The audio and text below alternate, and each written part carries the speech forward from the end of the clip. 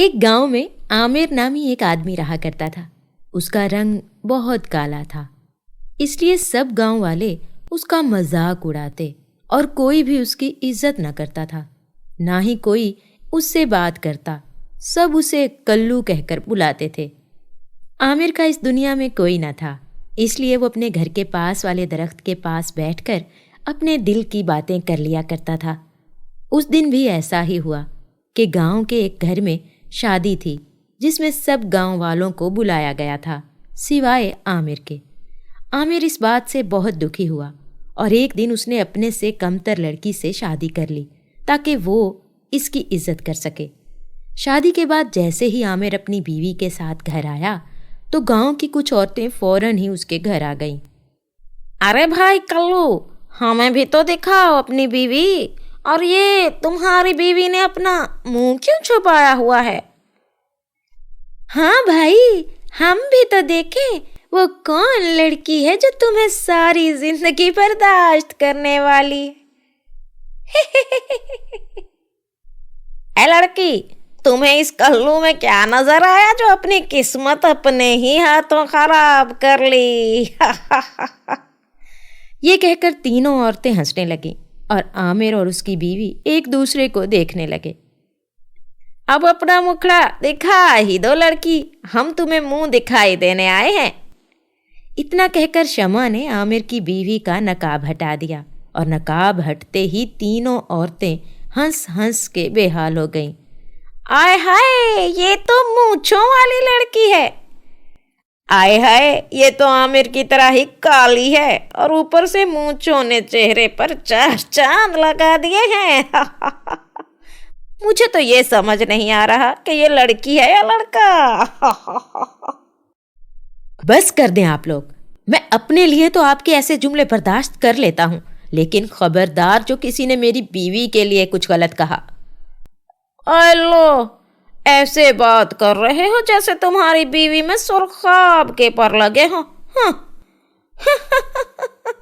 پھر سے تینوں عورتیں ہنسنے لگیں۔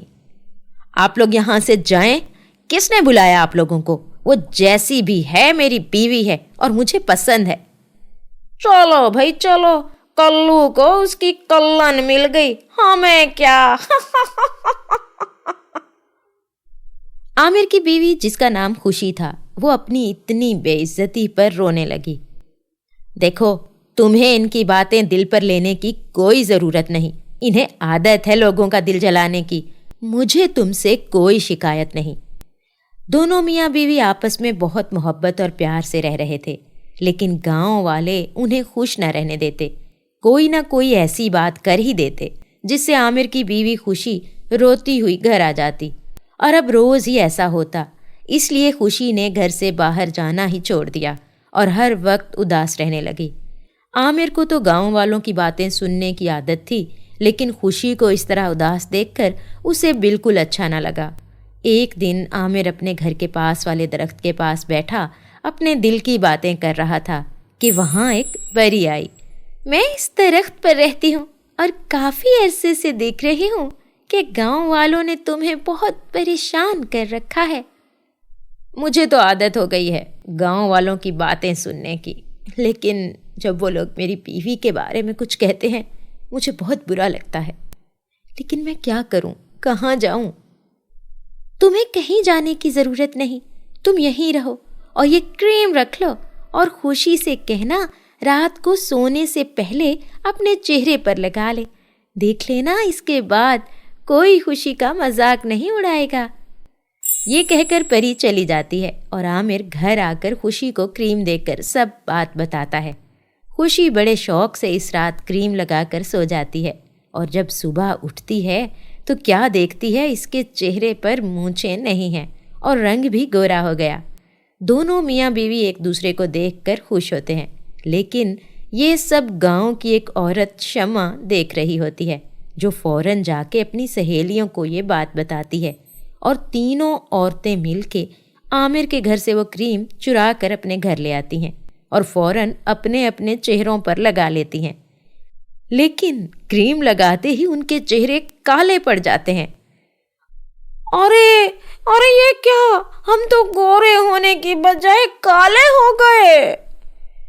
अब हमारा क्या होगा, हम तो कहीं मुंह दिखाने के काबिल ना रहे।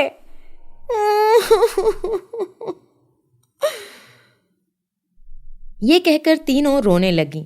जब ही उनके पास परी आई। ये तुम लोगों की सजा है। तुम लोगों ने आमिर और उसकी बीवी का जीना मुश्किल किया हुआ था। अब गांव के लोग वही तुम्हारे साथ करेंगे जो तुम लोगों ने उसके साथ किया। हमें माफ कर दो, हम आइंदा कभी उनके मजाक नहीं उड़ाएंगे। हाँ, हम अब से उन लोगों के साथ मिलकर रहेंगे, लेकिन हमें पहले जैसा कर दो।